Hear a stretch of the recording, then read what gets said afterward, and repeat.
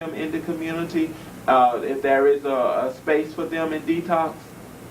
And her committee said we needed this in New Jersey. She said no. And she got the black minister for the large part to say no too.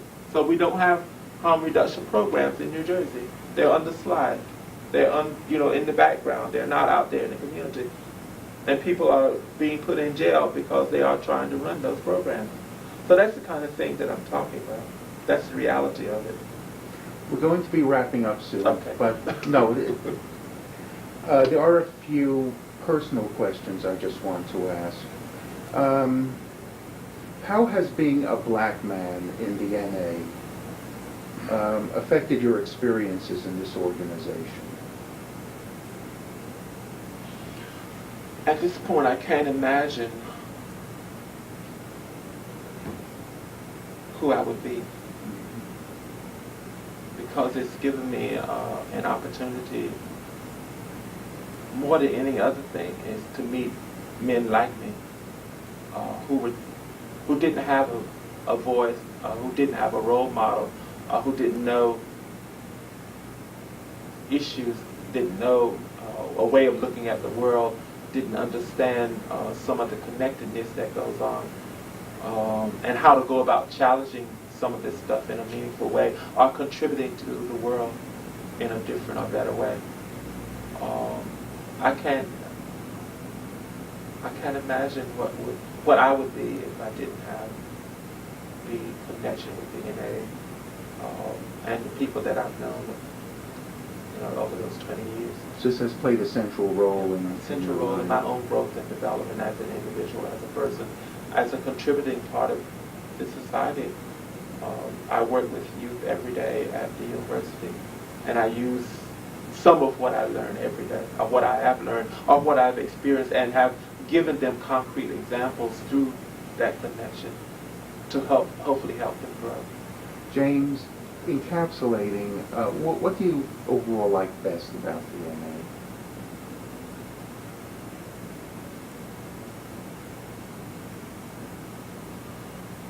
I guess the broad range of people with different ideas from different places who challenge me. And I think a part of that is knowing that they also respect me. They may not disagree with me, but they respect me. And that allows me to not only be vocal and challenging to them back, but also to take what I learned here, what I experienced here, to other places. And naturally, I have to ask, what do you like least about the NA?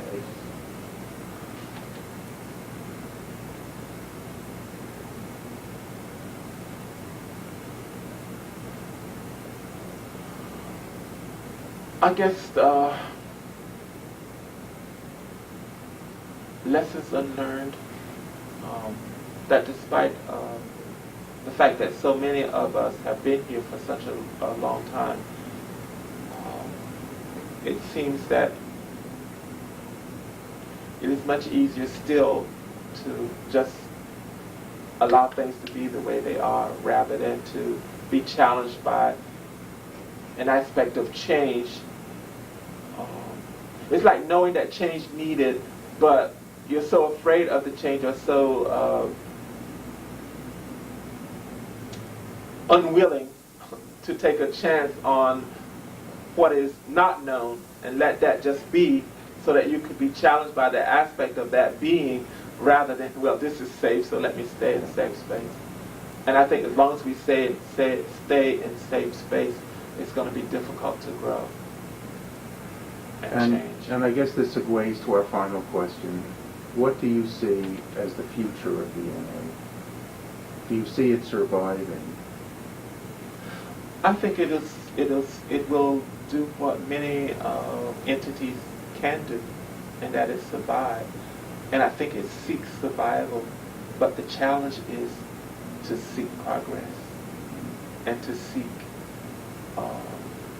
a state of being. I think that what is happening in Newark, and I'm learning more and more, is that the 1967 riots, people talk about the physical effects of the 1967 riots in Newark, and we're changing that. But what happened in that situation is a mental and a psychological feeling about that the people themselves hold about themselves and their existence, that they're stuck there. And the idea of connecting with something different and seeing their world as not victims, but people living and challenged by life and striving to make life different and better, get lost.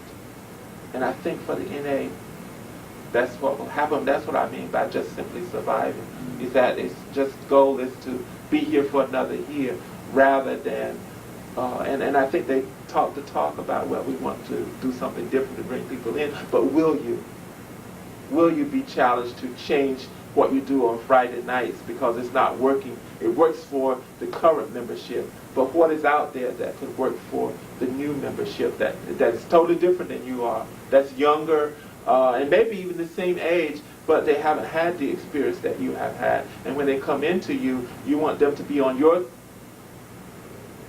way of thinking rather than you be challenged by trying to find out what their way of thinking is and then making some change in the culture.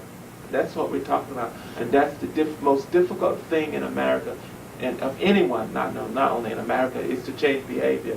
And so we know that about HIV/AIDS, but it seemed, again, a lesson unlearned. We don't seem to apply that to our organizational structure, because we have each of the individual organizations in MACT, PACT, BWMT have a culture, okay, that other people experience when they come there. What are we doing to challenge that culture, to bring in new meanings, to bring in new ways of looking at the world? And then we wonder why people don't stay. Are there any last comments, James? That's been very wonderful, very insightful. Any last comments you have for posterity? Well, that I didn't realize the dream would be so much here and affect so many people positively. The dream that happened in 1981 in San Francisco, or even the dream that began sometime before then but culminated into the first call in 1980. It's still a dream, and I just feel empowered that my life has been touched by such powerful men,